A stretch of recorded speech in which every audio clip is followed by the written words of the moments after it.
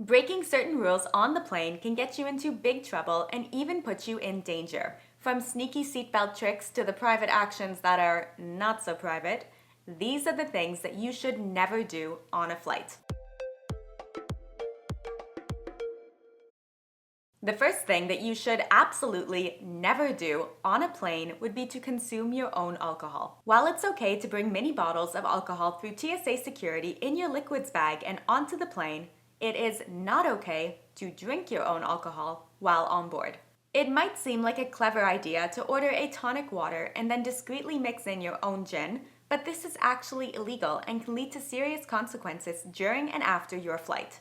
The safer and legal choice is to order your drinks directly from the flight attendant. With the exception of your own snacks and non-alcoholic drinks, passengers should avoid self-serving altogether. Grabbing a drink or snack from the cart might seem harmless, especially if it's a free item, but you could be taking the last of a limited supply that is meant for other passengers. You may also grab something that is actually a paid item or something that is reserved for first-class passengers, at which point you are now stealing, and that comes with consequences. Also consider the hot water tap that is often found where flight attendants hang out at the back of the plane. Self-serving brings the risk of burning yourself, which can cause a legal mess for you and the airline. And a first or second degree burn is a horrible way to start or end your vacation. Flight attendants are there to help, and they'd much rather you request something than take matters into your own hands. The next thing that plane passengers should never do during a flight would be to smoke. Smoking on a plane puts everyone at risk, and the consequences are severe.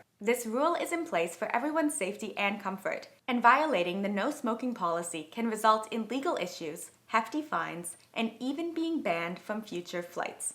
Airplane bathrooms are also equipped with highly sensitive smoke detectors, so if you think you can get away with it, think again. And remember, this rule doesn't just apply to cigarettes. Smoking any substance on the plane is absolutely 100% illegal. Another thing that you should never do on a plane is climb over a sleeping passenger. If you are seated in the middle and trying to get out, it's always better to let the passenger in the aisle seat know so that they can get up and let you out. While it might feel awkward to ask or to wake someone up, it's far less awkward and safer than it is to try and climb over a stranger. And if you think that's awkward, then just wait until we get to number 10. I once accidentally hit a man with my knee very hard when he was trying to climb over me while I was half asleep. It was completely by accident, and I'm sure he and I would have much preferred if he had just given me a little nudge and let me know that he needed to get out.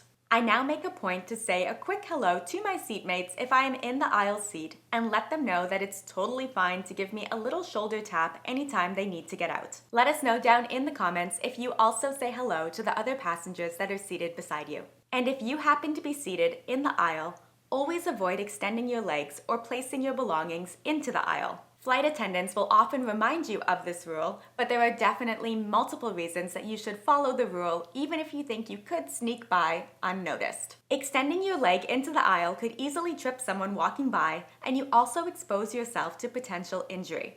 You do not want to get bumped by the heavy service cart or accidentally kicked by another passenger.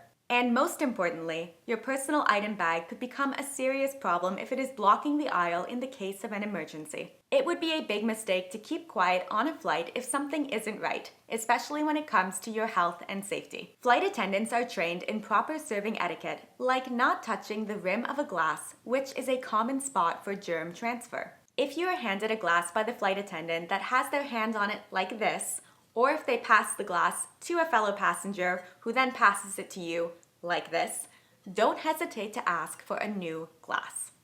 Both planes and hands are not known for being the cleanest places, and it's definitely better to be safe and ask for a new glass than to worry about coming off as impolite. You can also be extra cautious by transferring any drinks that you are served into your own mug. I like to travel with a wide mouth thermos as it makes it easy to pour any hot or cold beverages into it. And while on the topic of germs, the seat back pocket is a place that no passenger should be exploring. Flight attendants have found all sorts of things in there, from used underwear to dirty diapers. Planes are supposedly cleaned every time they land somewhere new, but there often isn't enough time to thoroughly sanitize the inside of each seat pocket between flights. The seat pocket might not even get washed until the aircraft is returned to base for a deep clean. Sometimes you can also find sharp objects like an upright pencil or knife that was left behind from a previous passenger. Think of the next passenger that's going to be in that seat, as well as the flight attendants, and remember that these items, along with your garbage, does not belong in the seat back pocket. Something else that passengers should never do on a plane is hang on to items that were provided during the flight. It might be a surprise that items like forks, spoons, plastic mugs, pillows, and blankets on flights are not single use.